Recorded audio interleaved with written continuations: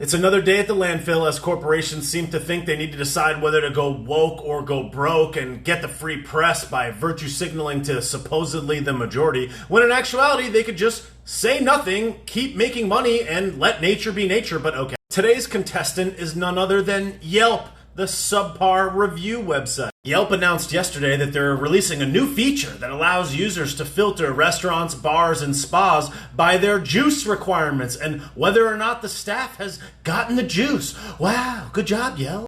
First of all, hilarious! Yelp can barely even Yelp can barely even control the quality of the one thing that it's supposed to do. Have you ever read reviews on Yelp? They can barely even figure out which ones are even real. That's your only job. Yelp is riddled with fake reviews and bots, and the reviews are totally and completely unreliable. Not only because there's just the natural tendency of people to write emotional reviews based on their individual experience, but the fact that Yelp seems to try to filter out real reviews from not real reviews, and they do a poor job at that at best. If you do an exact match on Google by just putting in quotes "buy Yelp reviews," there's over 15,000 websites that sell illegal Yelp reviews.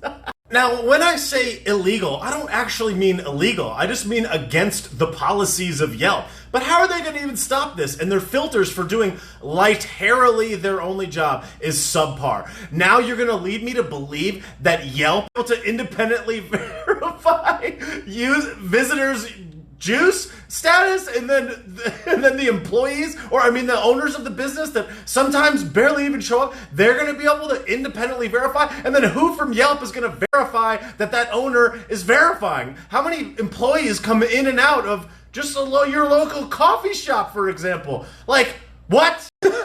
Any business owner on Yelp is just going to make a calculated decision as to whether or not they think the people in their local area will be more persuaded to come to their establishment or not based on the juice status of their employees. So they're just going to be like, oh, yeah, all the employees are juiced. And Yelp's going to be like, all right, so do you want to buy any advertising, or like, what do we do? So if Yelp's entire ecosystem is based on whether or not they can verify and validate reviews on restaurants, bars, spas, and the like, and they do a really bad job at that to the point where tens of thousands of businesses sell those reviews, and even myself, I've had a Yelp page for the past decade. Real reviews get flagged as fake reviews. Reviews that aren't as good as some other ones are validated as being real. It's like they are bad at the only thing they're supposed to do. They have all these rules, like you're not supposed to incentivize people to write Yelp reviews in exchange for some type of coupon or discount. Yet restaurants and bars and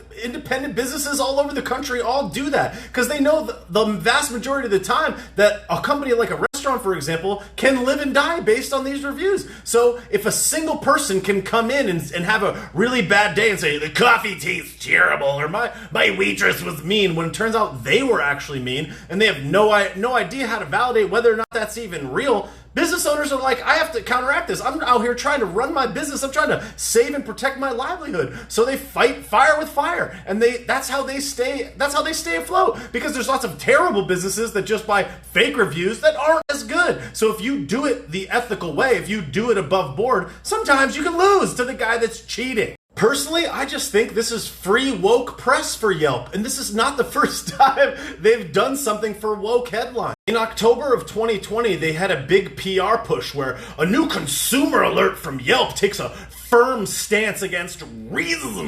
These woke sneakers of a literal woke clown that's not good at its only thing, balloon animals, had the audacity to come out and suggest that they were going to put a warning label on certain businesses that got accused, not proven, accused of being racist. And for this totally unenforceable and unprovable virtue signal, they got headlines in USA Today, Clown News Network, the San Francisco Chronicle, and international praise for this from all the clowns. And even though Yelp said this tag is extremely rare, lots of small businesses came out and said, how are you going to prove that these are not false accusations?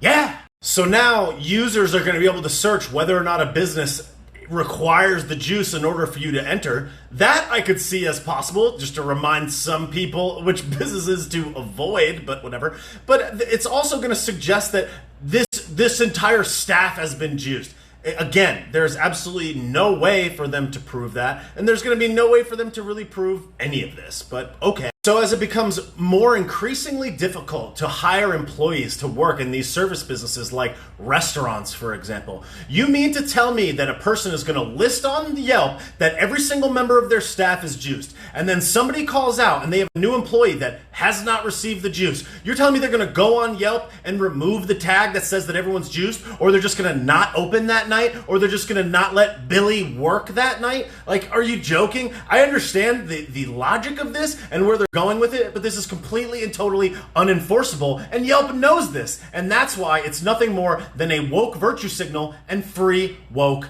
press. And naturally, this illustrates an even more concerning point, which is, for example, how could you possibly think that all of these small businesses that are already strapped, already low on resources, already have their back up against the wall in New York City, for example, how is that going to be logistically possible? Short answer, it won't. Because if they do it independently, like person to person, like they leave it up to the staff to do it, that's going to be riddled with issues and imperfections.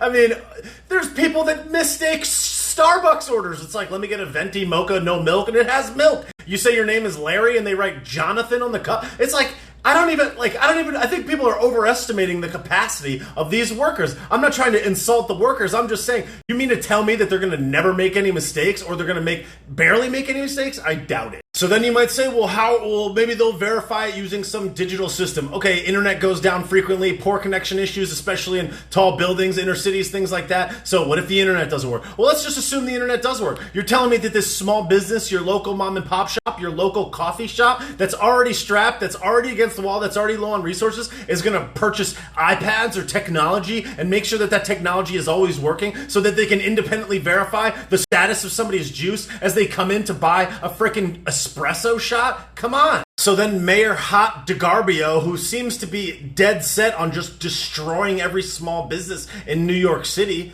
is now suggesting that they're going to send around people to enforce this and issue fines to businesses that don't follow the protocols. So you're going to take these small business owners and now you're going to fine them after they've had their businesses closed, their employees run away because it's too difficult to employ them. Now it's like the easiest thing for them to do is going to be, close or sell out to the bigger businesses that can afford to lobby, that can afford all this technology, and just like that, the wealth transfer continues. This is by design. It is so obvious. Now, as the fear-mongering and full-on blitz from the mainstream media and the ultra-woke leftists continue, more woke governors of states like Connecticut, California, Los Angeles County, New York, all of these states are starting to consider whether or not they're going to force these juice passports. And you can see how the backlash that's happened as a result of this in a variety of other countries as they are all protesting in the street.